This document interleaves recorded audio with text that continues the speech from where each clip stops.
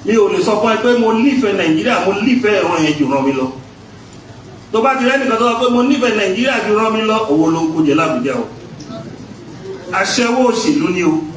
Torí mandate tó ń gbà tó fi lọ represent wa l'Àbújá, inú ọ̀ràn yẹn ló ti wá gbà. Is that you are a governor? Yoruba people give you the mandate to represent us in Abuja. Either you are a president or represent zone kan, pé zone yẹn ló kàn. Or not be any ṣe president. To bá pé parliament ló wà red or green chambers, constituency kan wọ́n ti dìbò fún ẹ. To wá débẹ̀ I don't believe in regional agenda. Ta ló lọ represent ibẹ̀? Ọ̀dàlẹ̀ ọ̀jẹ̀lú. Wà á believe ní regional agenda, wà á dẹ̀ protect national interest.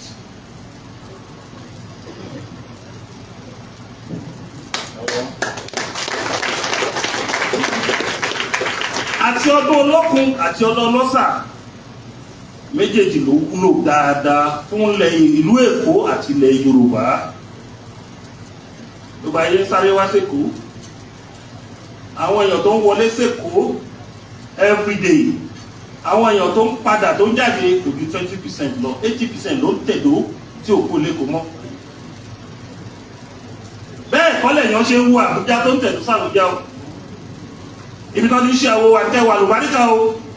Àwọn èèyàn tó ń wá sí Lagos State 80% wọn bá dé Lagos bí ìbáyé máa tutù. Wọ́n á wá nìkan àfihàn wọn há sí, ó jẹ́ inú bus quarter àwọn mẹ́jọ wọn àfihàn wọn há sí. Wà á rẹ́ni tẹ́ pé ó rìn bí ọmọ ọgọ̀ tẹ́lẹ̀ tó bá ti wò Èkó, ọgbọ́n Èkó, irúmọlẹ̀ ọgbọ́n Èkó, á dàgbà nú ọgbọ́n Èkó yìí lé. Èkó akéte dára púpọ̀ púpọ̀ ọmọ mi bàbá gbègbè àjọ nínú oníṣẹ́ ẹ̀ka gbègbè. Ó dáná Èkó ilé ọgbọ́n, ilé ọgbọ́n. Èkó akéte dára púpọ̀ púpọ̀ ọmọ mi bàbá gbègbè àjọ nínú oníṣẹ́ ẹ̀ka gbègbè. Ọmọ lóòkè wá dé kò tó bá ti rí la mú nìyẹn ọmọ ìlú òkè ni. Oríkè ní á ti yàtọ̀ sí ọmọ Èkó. Jésù. Láwọn ọmọ Èkó bá dẹ̀ lọ sí ìlú wa, tá bá ti kọjá, aláwọ̀ Ààrẹ Èkó ló lọ yìí. Torí ìrìn á yàtọ̀ sáà ní ìmúra yàtọ̀. Irúmọlẹ̀ kan wà ní Èkó, ọgbọ́n ló ń jẹ́. Irúmọlẹ̀ kan wà l'Èkó tó bá fi lè lóṣù mẹ́fà l'Èkó àfún ẹ̀ lọ́gbọ́n. Tó bá gọ̀ nílùú ẹ̀ tó bá débi wà gbọ́n. Èkó akéte oyana ilé ọgbọ́n.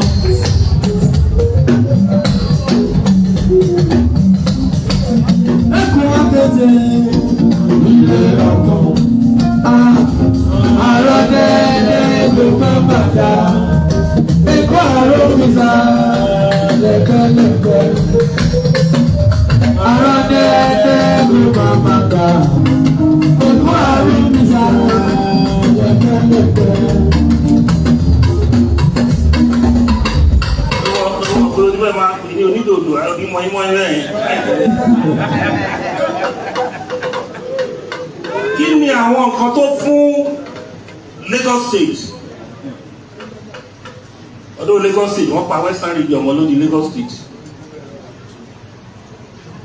Omi dẹ̀ ti wọnú omi, ẹran ti wọnú ẹran.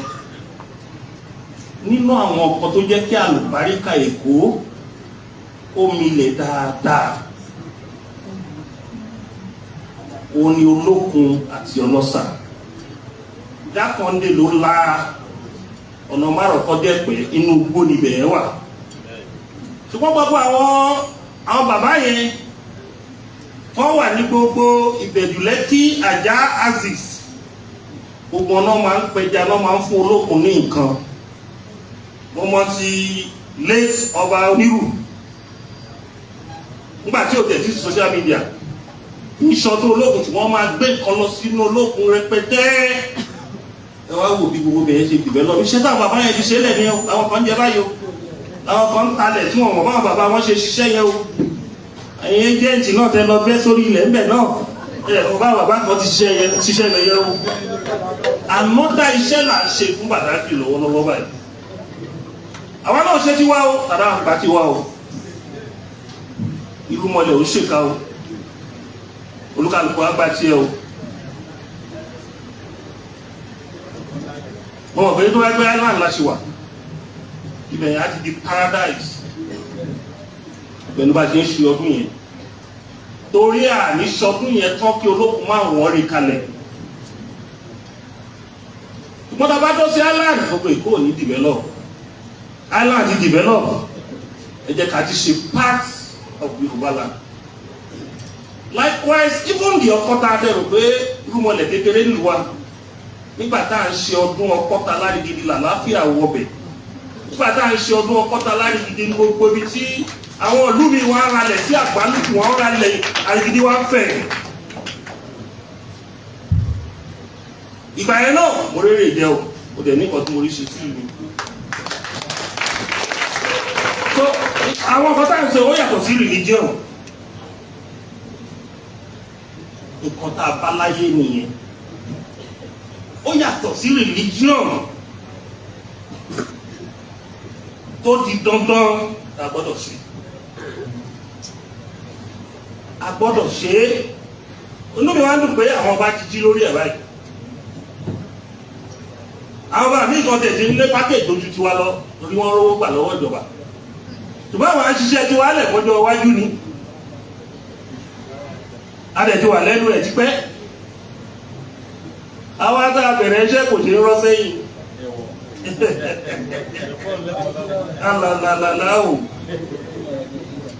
ìwù gan ọ́ mí ìtọ́ tí ń wò pé ẹjẹ́ ká máa lọ́gbọ́ ṣe ní ìbò ló ti fẹ́ gbà lọ́wọ́ ọmọ orúmọ lọ́wọ́ ilé ìdùnmọ́ rẹ̀ àkàkílẹ̀ kú ilẹ̀ àṣà Olo Confessional Foundation will be 22 years in existence. So the Board of Trustees, the planning committees have agreed that we upgrade this festival from the normal standard. And it will happen in Badagry by the grace of God. On the 22nd. We are appealing to our members. Most of our members have turned themselves to tourists. They have lost touch on the spiritual game of the spirit of Olowo. Some of them will just come in the evening or the night. Before starting the program of grand finale by 12, they will run back to their destination. So we are appealing to them that they should stay to the end of the program so that they can have the blessing of the spirit of the festival. Although, like we said, I will lay more emphasis on spiritual gain. We have decided that there will be a prayer in the heat of the event from 1 a.m. to 3 a.m. in the front of Olowo, so that we can be gaining the spiritual potentials of the ocean and the sea. And we are appealing to our kings that you should be liberal about religion in your community. And Oba should be the head of major three religions in their community. Even though you are Muslim, you have to respect the Christian. You have to respect the traditional worshipper, which is your own bit as a traditional ruler. The role of Oba is to protect the traditional institution.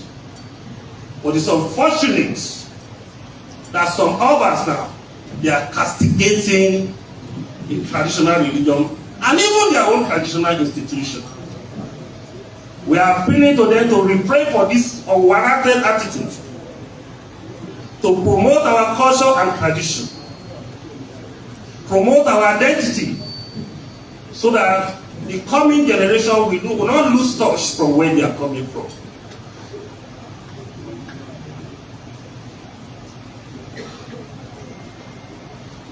And Olokun started in Alpha Beach. We have program in 2 years in Alpha Beach before relocating to Southern Beach in Badagry. And from my speech, when we got to Badagry, there is not oil producing area. But after 11 years or 12 years of Olokun Festival in Badagry, they have discovered crude oil in 5 places in Badagry today.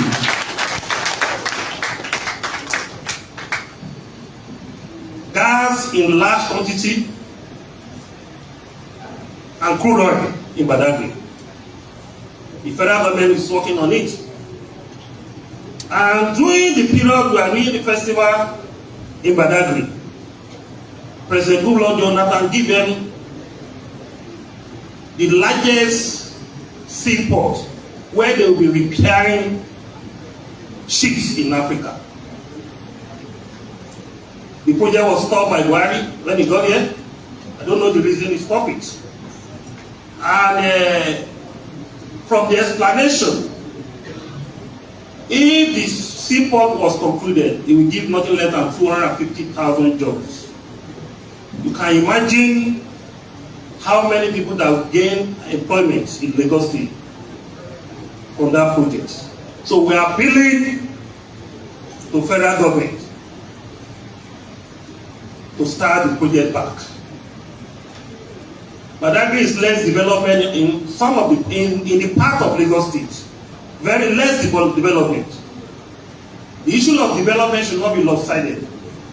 The island is full development. You can't get the land in island anymore. Even Ekpe is moving. Thank the former governor of Lagos State, Ambodi, for opening up Ekpe. And we play role there too. We play role in Ekpe on the basis of Grandmother Festival. We can tell you authoritatively, after 7 years of Grandmother Festival in Ekpe, Ekpe starts developing.